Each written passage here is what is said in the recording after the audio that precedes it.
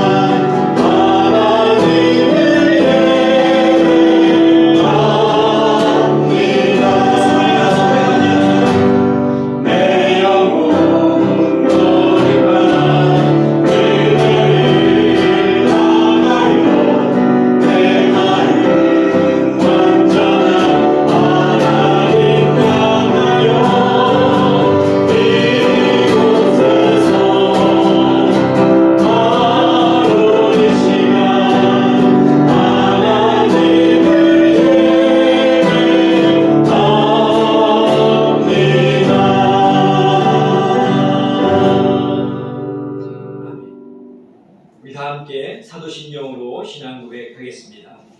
나는 전능하신 아버지 하나님 천지의 창조주를 믿습니다. 나는 그의 유일하신 아들 우리 주 예수 그리스도를 믿습니다. 그는 성령으로 잉태되어 동정녀 마리아에게서 나시고 본디오 빌라도에게 고난을 받아 십자가에 못 박혀 죽으시고 장사된 지 사흘 만에 죽은 자 가운데서 다시 살아나셨으며 하늘에 오르시어 전능하신 아버지 하나님 우편에 앉아 계시다가 거기로부터 살아있는 자와 죽은 자를 심판하러 오십니다. 나는 성령을 믿으며 거룩한 공교회와 성도의 교제와 죄를 용서받는 것과 몸의 부활과 영생을 믿습니다. 아멘.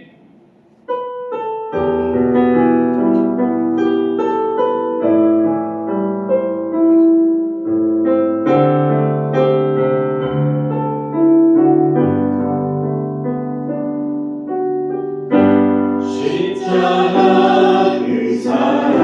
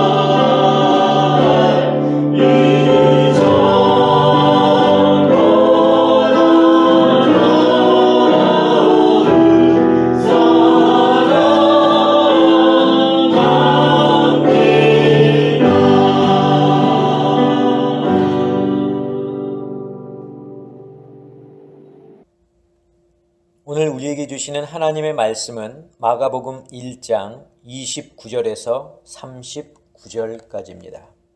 제가 봉독하겠습니다.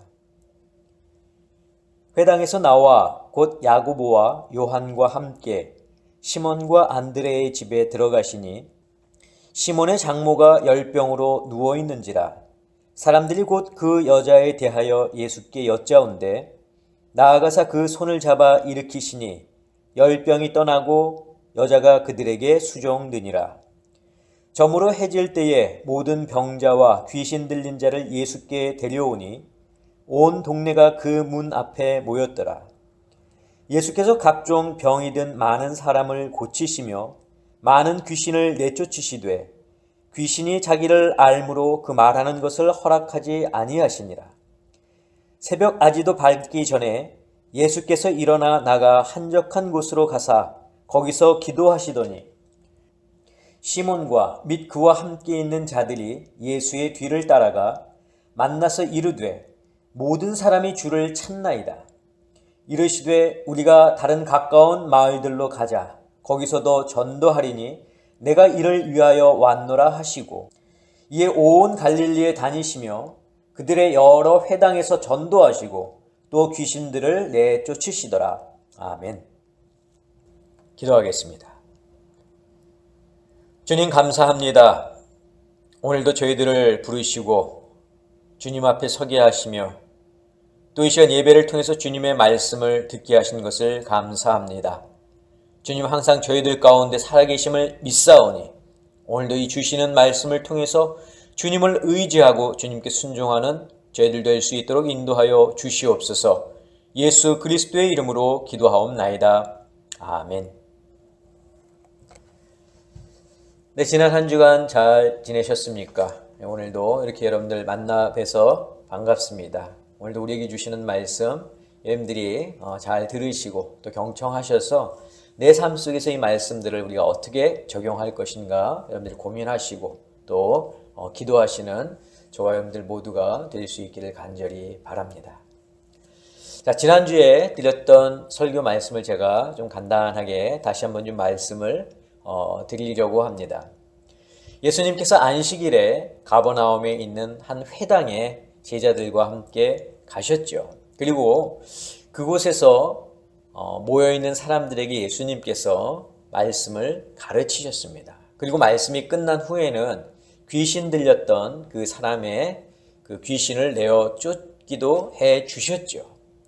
자, 사람들이 이런 예수님의 가르침을 들으면서 서기관의 그런 가르침과는 다른 어떤 권세 있는 자의 가르침 같았다. 그리고 또 귀신 들린 사람을 고쳐주시는 예수님의 능력을 보면서 저희들이 놀랐다. 이렇게 성경이 기록하고 있다는 것을 우리가 지난 시간에 좀 들었습니다. 그러면서 제가 여러분들께 말씀드렸던 것은 우리가 하나님의 말씀을 읽을 때나 또 하나님의 말씀을 우리가 들을 때에 우리가 그 말씀에 집중해야 한다라는 것을 제가 여러분들께 말씀을 드렸죠.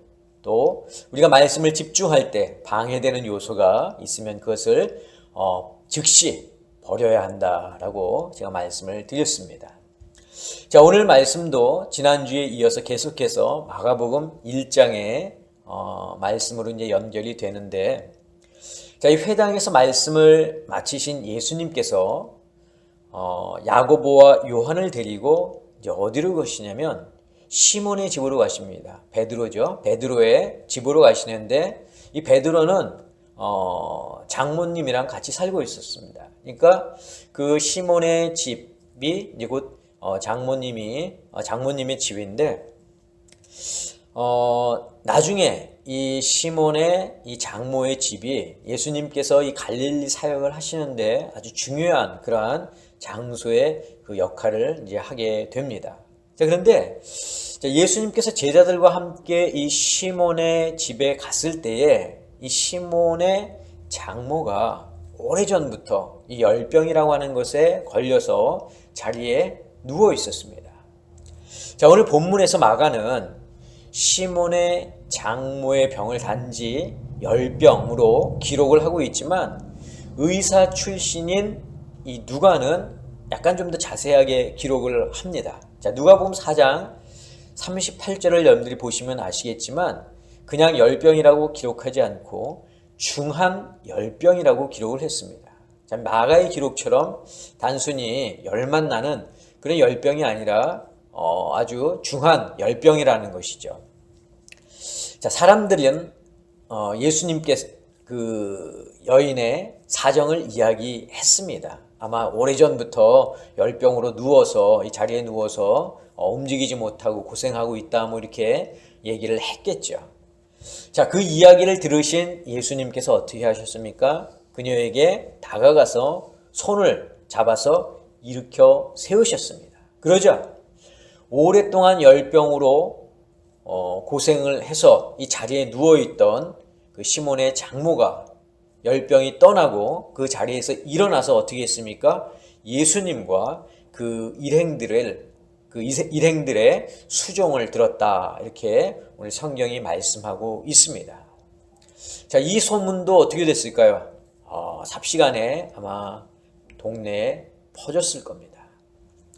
자, 해가 질 때쯤 되자 어떤 일들이 일어났느냐?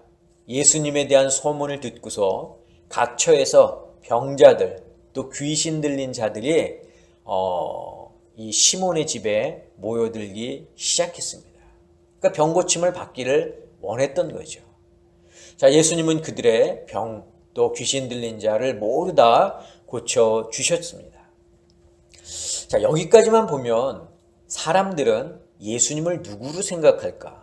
아마 병을 고쳐주시는 능력 있는 의원 정도로만 생각을 할지 모를 겁니다. 그러나 병자들을 고쳐주는 것이 예수님이 이 땅에 오신 목적은 아니죠. 자, 우리가 아는 것처럼 예수님이 이 땅에 오신 목적은 인류의 구원을 위해서입니다. 모든 인류의 구원을 위해서 예수님께서 이 땅에 오셨습니다. 단지 예수님이 이런 병자들의 병을 고쳐주시고 귀신 들린 자를 고쳐주시는 이유는 그들을 불쌍히 여기는 그런 마음이 예수님 안에 있었고 또 당신이 하나님의 아들이심을 나타내기 위해서 예수님이 바로 이런 능력을 행하신 것입니다. 자, 병자들의 입장에서 생각해 보면 그들은 당장 자신의 병이 치유되는 것을 원했습니다. 그들의 마음을 알기에 예수님은 병자들의 그 병을 고쳐주기는 하셨지만 예수님의 계획, 즉 예수님이 계획하고 있는 것은 이런 병자들의 병 고침보다도 그들의 영혼 구원이 목적이었습니다. 하지만 유대인들은 영혼 구원에 대해서 별로 신경을 쓰지 않았습니다. 왜냐하면 자신들은 율법을 잘 지키며 살고 있다고 생각했기 때문입니다. 설령 죄를 범했다 할지라도 제물을 들고 제사장을 찾아가서 제사를 드리면 그 죄의 사함을 받는다고 생각했기 때문에 자신이 죄인이라고 하는 생각을 저희들은 전혀 하지 못하고 살았다는 거죠. 그저 살면서 율법만 잘 지키면 구원을 받는다고 생각을 했습니다.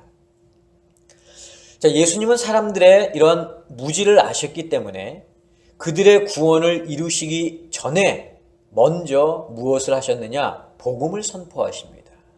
그리고 나중에 제자들이 예수님의 뒤를 이어서 복음을 선포하게 되는데 우리는 이것을 무엇이라고 합니까? 전도라고 이야기를 합니다. 자, 오늘 본문 38절을 보면 예수님께서 이렇게 말씀하셨습니다. 이르시되 우리가 다른 가까운 마을로 가자. 거기서도 전도하리니 내가 이를 위하여 왔노라. 이렇게 예수님이 말씀하셨어요. 전도하러 가자. 내가 이를 위하여 왔노라. 예수님께서 하신 말씀입니다. 자, 그런데 예수님이 이 전도를 하러 가시기 전에 미리 준비하신 것이 있습니다. 자, 성경에서도 소개하고 있는데 그것은 바로 무엇이냐? 기도하는 거였습니다. 자, 성경을 보면 예수님은 중요한 일을 앞두고 항상 기도를 하셨습니다. 물론 이 말은 중요한 일이 있을 때에만 기도를 했다는 것은 아닙니다. 예수님은 습관을 따라서 종종 기도하셨지만 중요한 일이 있을 때에는 더 특별히 기도를 하셨다는 거죠. 자, 해질녘에 병자들이 찾아와서 그들의 병을 고쳐주시는 것만으로도 예수님께서 피곤하셨을 텐데 예수님은 기도하기 위해서 해가 뜨기 전, 지금 시간으로 이야기하면 오전 한 4시경 정도가 될 텐데 그 해 뜨기 전에 한적한 곳을 찾으셔서 그곳에서 기도하셨다는 겁니다. 자, 35절입니다. 새벽 아직도 밝기 전에 예수께서 일어나 나가 한적한 곳으로 가사 거기서 기도하시더니. 우리 성도들에게도 기도는 매우 중요합니다. 평소에 기도하는 것도 중요하지만 중요한 일을 앞두고 기도하는 것도 매우 중요합니다. 왜냐하면 기도를 통해서 하나님의 뜻을 재확인할 수 있고 또 하나님의 능력을 구할 수 있기 때문입니다. 여러분들도 평상시에 기도하시겠지만 중요한 일이 있을 때 여러분들 더욱더 기도하실 수 있기를 바랍니다. 자, 지금 예수님 앞에 놓인 중요한 일이 무엇입니까? 바로 전도입니다. 자, 인류를 향한 구원이라고 하는 큰 사역의 첫 단계로 지금 예수님은 무엇을 준비하고 계셨다고요? 전도를 준비하고 계신 겁니다.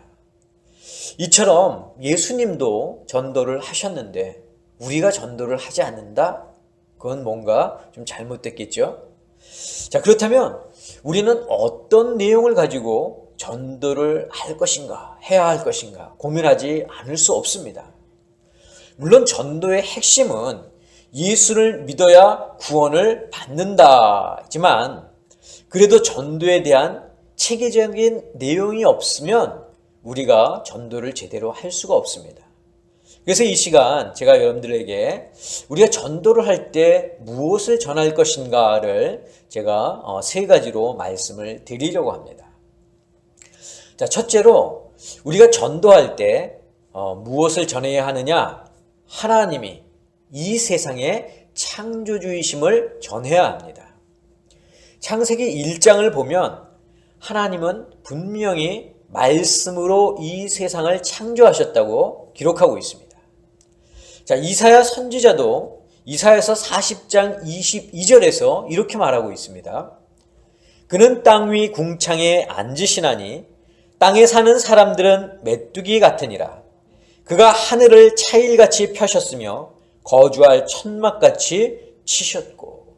그러니까 하나님께서 이 세상을 창조하실 때를 지금 이사야 선지자가 이야기하고 있는 거죠. 자, 이사야뿐만 아니라 하나님께서 욥에게 또 이렇게 말씀하신 것을 우리가 알고 있을 겁니다. 욥기 38장 4절에서 5절입니다. 내가 땅에 기초를 놓을 때에 네가 어디 있었느냐? 내가 깨달아 알았거든 말할지니라. 누가 그것의 도량법을 정하였는지, 누가 그 줄을 그것의 위에 띄웠는지 네가 아느냐? 하나님의 세상을 창조하실 때를 지금 욥에게 말씀하고 계신 것 아닙니까? 우리가 하나님이 이 세상의 창조주이심을 전한다는 것은 하나님이 이 세상의 주인이라는 것을 전하는 것입니다. 또 이 세상의 모든 것이 그분의 권세 아래에 있다는 것을 전하는 것도 마찬가지죠. 여러분, 이 세상에 그 어떤 것도 하나님 위에 존재할 수 없습니다. 그렇기 때문에 피조물인 인간들이 하나님을 찬양하고 예배하는 것은 너무나 당연한 일입니다. 그런데 지금 이 세상은 어떻습니까? 하나님을 예배하고 찬양하기는커녕 하나님의 존재를 인정하지 않고 있습니다. 하나님의 세상을 말씀으로 창조하셨음에도 불구하고 사람들은 이 말을 전혀 믿으려 하지 않습니다. 그들은 세상은 저절로 만들어졌다고 말합니다. 하나님을 이성적으로만 생각하려 합니다. 인간의 지식 안에서 하나님을 이해하려고 하니까 당연히 하나님을 인정할 수 없는 것입니다. 여러분, 세상이 이처럼 된 데에는 누구의 책임이 크냐? 바로 믿는 자들의 책임이 큽니다. 믿는 자들이 제대로 신앙을 지키지 못하고 또 제대로 신앙 교육을 시키지 못해서 바로 이런 일이 발생한 겁니다. 여러분, 아담과 하와를 한번 보십시오. 그들은 어떤 사람이었습니까? 그들은 하나님과 함께 했던 사람들입니다. 하나님의 살아계심을 누구보다도 확실히 알고 있었던 사람입니다. 그런데 그들의 자손이 세대를 거듭할수록 어떻게 됐습니까? 하나님을 믿는 사람보다 하나님을 믿지 않는 사람들이 그 숫자가 더 많아졌습니다. 왜 세대를 거듭할수록 하나님을 모르는 사람들의 숫자가 더 늘어날까요? 그 이유가 무엇일까요? 여러분, 우리 한번 미국을 좀 살펴볼까요? 미국은 종교의 자유를 찾아서 영국을 떠난 청교도인들이 믿음과 신앙으로 세운 나라입니다. 그들은 하나님을 믿는 자들이었고 그들은 하나님의 말씀을 믿고 그 말씀에 순종하는 자들이었습니다. 그런데 그들이 1620년에 미국에 도착해서 401년이 지난 지금 이 미국이 어떻게 변했습니까? 그들의 후손이 정말 하나님을 잘 믿는 그런 자들이 되었습니까? 하나님의 말씀을 정말 귀하게 생각하고 여기는 사람들이 되었습니까? 물론 그런 사람들도 있지만 대부분의 많은 사람들이 하나님을 믿지 않고 있습니다. 심지어 하나님을 부정하는 사람들도 그 수를 헤아릴 수 없을 만큼 많이 있습니다. 그 이유가 무엇 때문이겠습니까? 바로 믿음의 세대들이 잘못했기 때문입니다. 믿음의 세대들이 신앙 위에 바로 서지 못했기 때문에 그 다음 세대들을 위해서 제대로 신앙 교육을 가르치지 못했기 때문에 바로 지금과 같은 결과를 초래하게 된 것이라는 겁니다.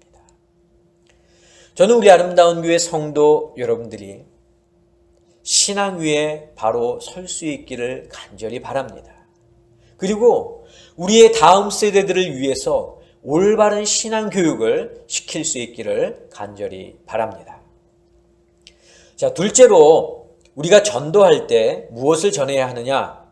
우리가 죄인임을 전해야 합니다. 자, 사람들 중에는 우리가 태어나면서부터 죄인이라고 하는 사실을 아는 사람들이 많지 않습니다. 그런 이야기를 들어보지도 않았고 들었다 하더라도 인정을 하려 하지 않습니다. 누군가가 다짜고짜 찾아와서 당신은 죄인입니다 라고 말하면 그 말을 좋아할 사람도 없을 것입니다. 하지만 우리는 죄인이라고 하는 이 사실, 이것은 엄연한 사실입니다. 아무리 숨기려 해도 숨길 수 없는 사실입니다. 다만 우리가 죄인이었다는 사실을 모르고 살아왔기 때문에 죄인이라는 사실을 알 수 없었던 것입니다. 그래서 우리가 이 사실을 알려줘야 하는 겁니다. 여러분, 우리가 죄인이라고 하는 사실을 아는 것은 굉장히 중요합니다. 그 이유는 내가 죄인임을 깨닫게 될 때 비로소 회개의 자리로 나아갈 수 있기 때문이죠. 자신이 죄인임을 깨닫지 못하는 사람은요, 결코 회개할 일이 없습니다.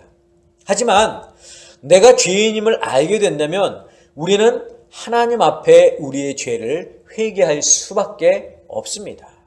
바로 구원은 회개에서 비롯된다는 것입니다. 그래서 우리가 전도할 때 이것을 알려야 된다는 겁니다. 자, 셋째로 우리가 전도할 때 무엇을 알려야 되느냐? 예수님이 우리의 죄를 사하셨음을 알려야 됩니다. 자, 제가 방금 구원은 회개에서 비롯된다고 말씀을 드렸죠. 하지만 회개했다고 여러분 구원받는 것은 아닙니다. 우리가 우리의 죄를 고백하고 인정하고 회개한다고 해서 우리의 죄가 사해지는 것은 아니라는 이야기예요. 죄 사함의 권세는 오직 누구에게 있습니까? 예수 그리스도에게 있습니다. 예수님께서 우리의 죄를 사해 주셔야 우리의 죄가 사라지는 겁니다. 죄 사함의 권세가 오직 예수님께만 있는 이유는 예수님은 죄가 없으신 분이시기 때문입니다.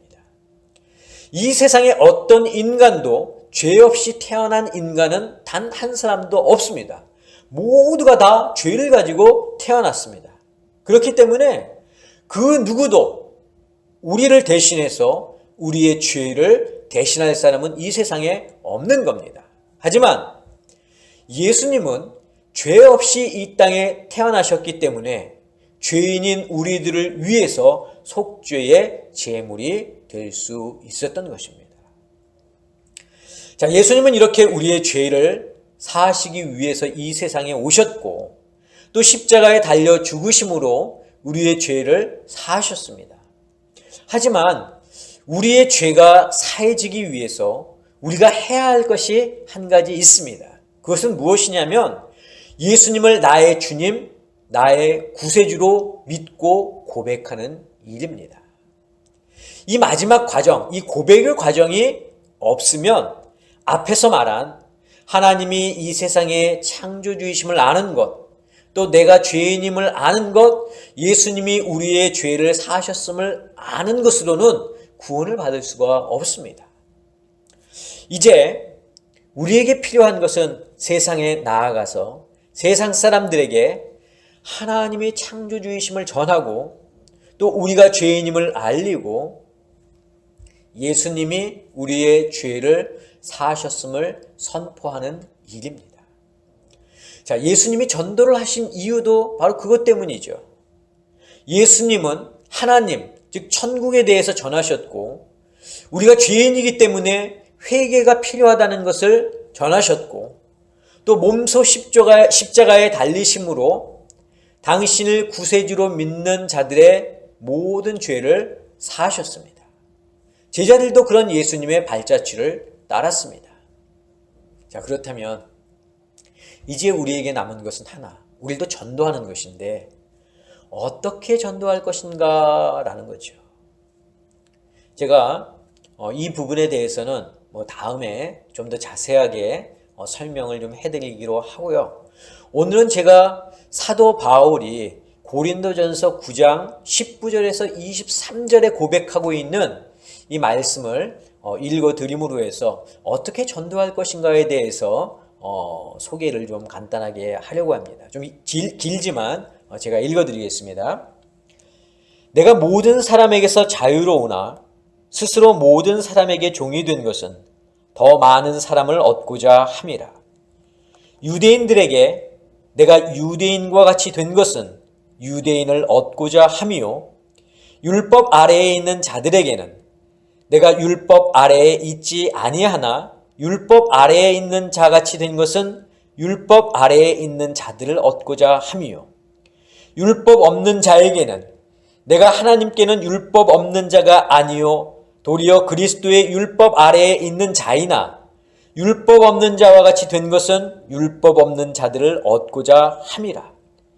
약한 자들에게 내가 약한 자와 같이 된 것은 약한 자들을 얻고자 하며 내가 여러 사람에게 여러 모습이 된 것은 아무쪼록 몇 사람이라도 구원하고자 함이니 내가 복음을 위하여 모든 것을 행함은 복음에 참여하고자 함이라.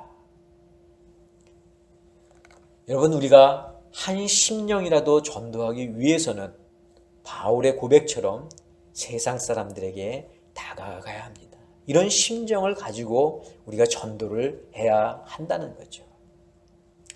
말씀을 정리하겠습니다.